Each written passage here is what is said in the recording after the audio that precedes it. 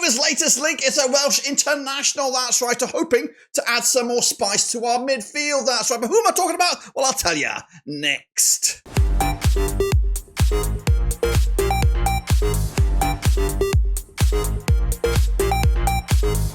That's right, folks, but once again, we're in another video. Today we take a look at the latest link, that's right, a midfielder to Blackburn Rovers. Who could it be? Well, I'll tell you in a second. If you know where you've been, smash your subscribe and your sub shop for Blackburn Rovers, transfer window, world football. We're going to all here under one rooski. That's right, Rovers are, of course, looking to sign a former player's son, that's right. Who is it? Well, I'll tell you in a second. Of course, big shout out to the members and the patrons. You know who you are, but right here, right now, we are talking about Charlie Savage, that's right. Robbie's boy, of course, formerly of Manchester United, currently in the books of Reading. And of course, I'm going to showcase you the link right about now. That's right, folks. Here it is, of course, posted way back on June the 6th, of course. And it is Charlie Savage. Now, this is Yahoo Sports. The link was taken from somewhere else. And it was the Reading Chronicle. Rovers and Portsmouth are keen on Charlie Savage. That's right. What kind of player is he? Is he a replacement for somebody? Is he something a bit more than that? Well, we're going to get into that. Before we do a deep dive on Charlie Savage, I'm going to throw you over to Ewood Eddie to talk about a new project, a new service we're hoping to provide in the new 2025-2026 campaign at Blackburn Rovers.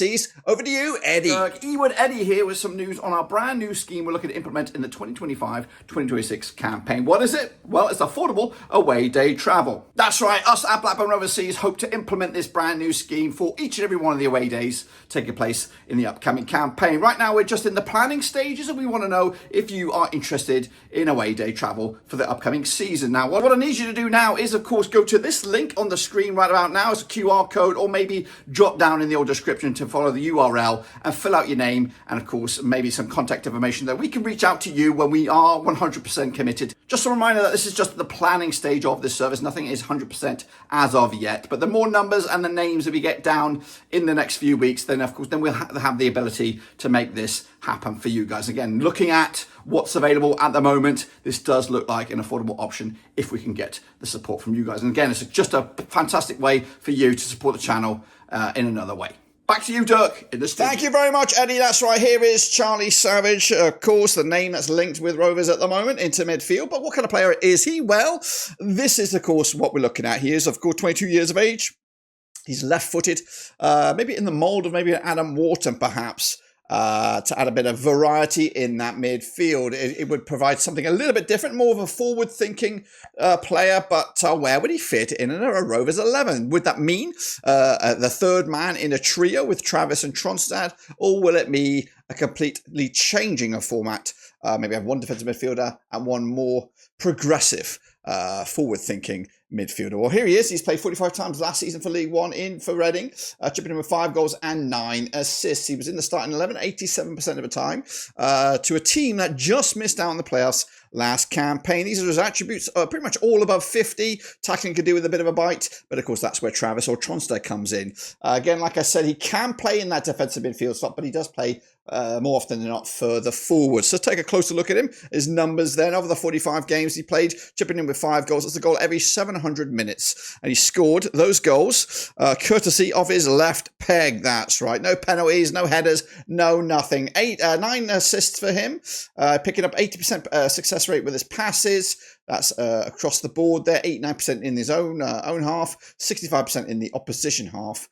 Of course, as for his discipline, pretty savvy. 6 yellows, no reds thus far. Dribbles wise, 38% down in the attacking area. Duels won 44% as well. And he's lost possession 11.6 times over the course of the campaign there. So that's a quick rundown of his numbers. This is his heat map. Like I said, left-footed in the centre of the park. Prefers to come down this left side of the pitch. But again, it's going to be more of a conundrum of where he fits in, because we don't know. We don't know what's going to happen. Now, I've been a big advocate of Val Ishmael, and I've been.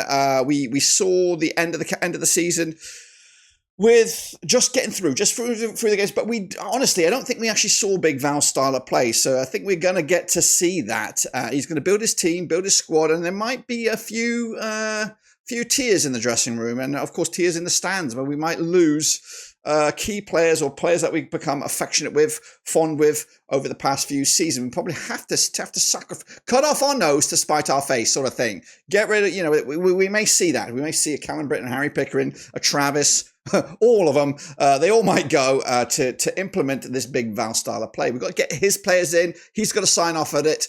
And hopefully, this is, well, when I say hopefully, we might be seeing that in Charlie Savage. Now, of course, his resume is pretty colourful. He's played over 150 times, I would say there, yeah, roughly about 150 times. In midfield, for the most part, he can play left back. He has played left back, and he has played as a striker 8 times, but no goals for him.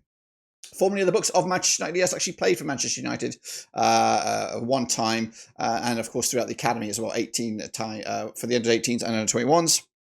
The major breakthrough though was for Forest Green, the Vegans. 15 times he played there with 1 goal. Then Reading, where he is right here, right now. Just shy of 100 appearances, 12 goals and 12 assists. That one and only game for Manchester United was probably in the Champions League. Look at that, it's pretty stellar.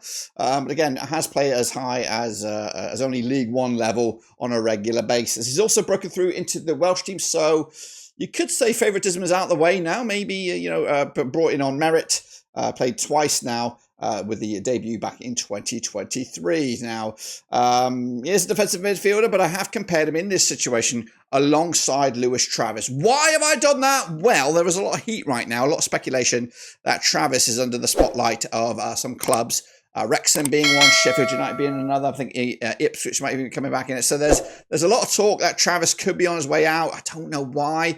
I don't really want to. Again, we may be in a scenario where some of these players that we become very fond of may leave to generate some funds for us to reinvest. But honestly, I don't want Travis to go. I don't want Tronstad to go. But they're a duo. They're a twosome, and it might get broken up, unfortunately. But Charlie Savage has been linked at the moment to be coming in. The valuations, of course, completely different. You sell a player here for £3-4 million here, and of course, maybe cash in on or cash out on a guy, maybe 500,000. So you might generate £3.5 million, give or take, with the exchanging of the players. He is 5 years younger. He does play with the left foot, and I think the sky is a little bit the limit for Charlie Savage if he's got his head screwed on, and hopefully he is a professional player of a decent stature and not riding off the coattails of his old man. But of course, that is another benefit factor of this. Charlie Savage, of course, Robbie Savage, formerly of Blackburn Rovers. So he'll be the first father and son duo, I think. I don't know. Let me know if I'm well off track on that. But 22 years of age, left-footed in the middle of the park, and again, a bit more adventurous. A guy who's could add to the goal tally next campaign. Speaking of goals, look at him. He's got 19 goals compared to Travis has got 8, and they played around about half the amount of games. Picking up a goal every 700 minutes. Travis picks up a goal every 3,000 and some minutes. So it's definitely more an attacking plan. But otherwise, how else did Charlie Savage fit into this team? I really don't know.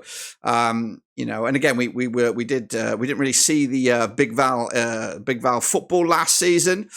We just saw him just grinding through the gears here and trying to get through to the summer. But now's the time to deliver. And again, I don't want. I'm a big fan of Big Val, and I always have been. Always, well, hopefully, always will be.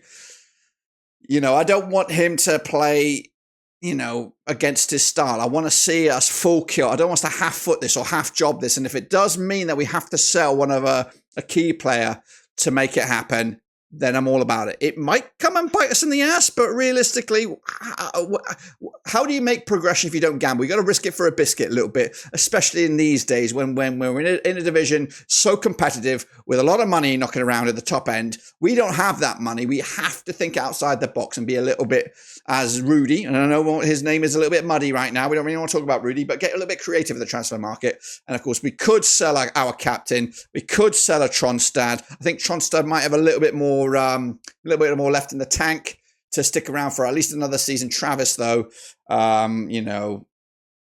he might be. This might be his time again. He's around about 27 years of age, I think. The last graphic, maybe 28 this year. He's got to make a move soon if he's going to get anywhere near the Premier League. And again, I don't want to discredit. Just looking back on the likes of some of the careers of folks that have gone by, the Bradley Dax is a prime example, a player who should have been a Premier League player, never got there. Travis, I'd love to give him the chance to play in the Premier League. Anyway, Charlie Savage is the latest name linked with Blackburn Rovers.